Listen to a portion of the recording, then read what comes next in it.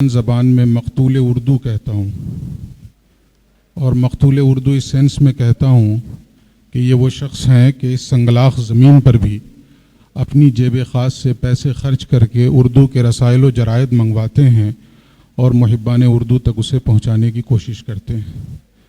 اس قسم پرسی کے دور میں اگر کوئی شخص اردو زبان سے یہ بے لوث محبت کرتا ہے تو ہم سب کی جانب سے وہ مبارکباد کے مستحق ہیں۔ ہمارے چچا محترم نثار احمد صاحب نے جو مانگیں کی ہیں، اٹھائی ہیں، میں 100% نہیں بلکہ 200% ان کی تائید کرتا ہوں، اور ڈپٹی میئر صاحب سے یہ گزارش کرتا ہوں۔ انہوں نے پہلے بھی اس طرح کے کام انجام دیے ہیں۔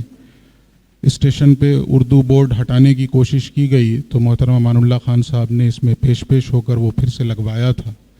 ایک شکایت مجھے یہ ہے کہ ایسے مقامات پہ جہاں اردو زبان میں بورڈ لگائے جاتے ہیں، پتہ نہیں کس عہد کے کاتب کو بلایا جاتا ہے اور کس زبان میں وہ کتابت کرتا ہے۔ مجھے محسوس ہوتا ہے کہ اگر مغلیہ عہد ہوتا تو اس کے ہاتھ کاٹ لیے جاتے۔ تو میں چاہتا ہوں کہ اتنی خوبصورت کتابت نہ ہو جو اکثر و بیشتر ایسے مقامات پر دیکھنے کو مل جاتی۔ کچھ ہمارے ذمہ داران اور افسران بیٹھے ہیں، دو ایک باتیں ان کی خدمت میں عرض کروں گا۔ یہ بہت بڑا المیہ ہے ہمارے اس ملک کا کہ ہم نے ایک وہ زبان جو خالص اسی زمین کی پیداوار تھی، ہم نے اسے ایک دھرم اور ایک مذہب سے جوڑ دیا۔ اردو زبان خالص ہندوستانی زبان ہے، خالص ہندوستانی زبان ہے۔ یہ کہنا اردو کے ساتھ زیادتی ہے، اور نہ صرف اردو کے ساتھ، اس سرزمین کے ساتھ بھی زیادتی ہے کہ اردو مسلمانوں کی زبان ہے۔ 50 سے زائد مسلمانوں کے ممالک ہیں، لیکن سب کانٹیننٹ کے علاوہ پوری دنیا میں کہیں بھی اردو نہیں بولی جاتی ہے۔ اردو وہیں بولی جاتی ہے جو ہندوستان ہے یا ہندوستان کا حصہ تھا۔ اگر آپ کہیں گے پاکستان میں بولی جاتی ہے تو پاکستان ہندوستان کا ہی حصہ تھا، بنگلہ دیش میں بولی جاتی ہے تو بنگلہ دیش بھی ہندوستان کا ہی حصہ تھا۔ تو اردو یہ خالص ہندوستانی زبان ہے، اور اگر ہم واقعی ہندوستانی ہیں تو اپنے اس دھروہر کی حفاظت کرنا ہم سب کی ملی اور قومی ذمہ داری بنتی ہے۔ ایک بات اور عرض کروں گا۔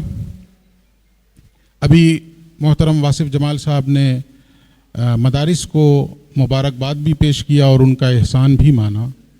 میں تھوڑی سی شکایت کروں گا، چونکہ ظاہر ہے کہ اگر میں نہیں شکایت کروں گا کوئی دوسرا کرے گا تو ہمیں تکلیف ہوگی، لیکن میں خود کروں گا تو چونکہ میں مدرسے بیک گراؤنڈ سے جڑا ہوا ہوں تو مجھے یہ حق بھی پہنچتا ہے، اور میں نے اسے بنظر طائر نہیں بنظر غائر دیکھا ہے، بہت گہرائیوں سے اس کا مشاہدہ کیا ہے۔ میں اس نتیجے پر پہنچا ہوں کہ مدارس میں بھی اردو میڈیم تو ہے، لیکن اردو بحیثیت زبان اور بحیثیت ادب بہت کم پڑھائی جاتی ہے۔ میڈیم تو ہے اردو، زبان تو ہے اردو، لیکن اردو جو مستقل ایک زبان ہے، مستقل ایک ادب ہے، اس کا جو ایک لٹریچر کا سرمایہ ہے، وہاں تک ہمارے مدارس کے بچوں کی بھی رسائی نہیں ہو پاتی ہے۔ اور المیہ اس وقت یہ ہے کہ جب مدارس کے بچے اسٹیجوں پہ کھڑے ہو کر حضرات یا گزارش کہتے ہیں تو ایسا محسوس ہوتا ہے کہ کانوں میں کسی نے سیسا پگھلا کر کے گھول دیا ہو۔ تو یہ مدارس کے ذمہ داران بیٹھے ہیں، علماء بیٹھے ہیں، ان سے بھی گزارش کروں گا کہ اپنے مدارس میں ہم اردو کو نہ صرف میڈیم کے طور پر بلکہ بحیثیت زبان اور بحیثیت ادب اس کے فروغ کے لیے کوشاں ہوں گے تو انشاءاللہ العزیز کام ہوگا۔ ہم شکایت کرتے ہیں حکومتوں سے، یہ بالکل بیجا شکایت ہے۔